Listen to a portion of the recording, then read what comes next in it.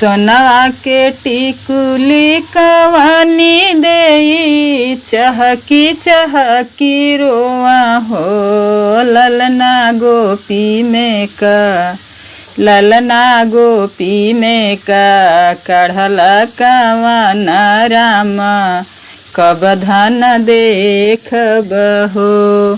सोनवा के टिकुली कवानी देई चहकी चहकी रोआ हो ललना गोपी में का कढ़ल कवन राम कब धन देखब हो।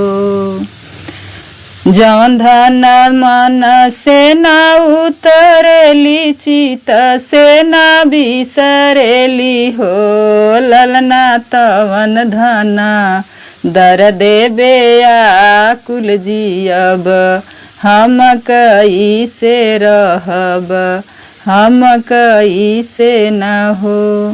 जवन धन मन से न उतरेली चित से न बिसरेली हो ललना तवन धन दर देबे आकुल जियब हम कई से रहब हम कई से न हो।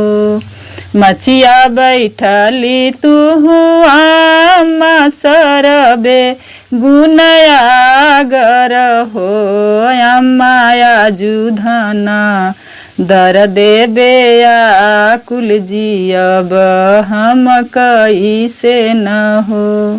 मचिया बैठली तू आमा सरब गुनयागर हो अम्माया जुधन दर देबे आकुल जियब हम कई से रहब हम कई से न हो। ऐसन बेटा बहू रहवा के मतिया मरल सहो बबुआ राम जी के बान्हल बा मोटरिया धीरही धीरे खुली हन हो। फिर जाहूँ ए बेटा फिर जाहूँ आ घरवा के लवाटी जाहूँ हो बबुआ राम जी के बान्हल बा मोटरिया धीरही धीरे खुली हन हो।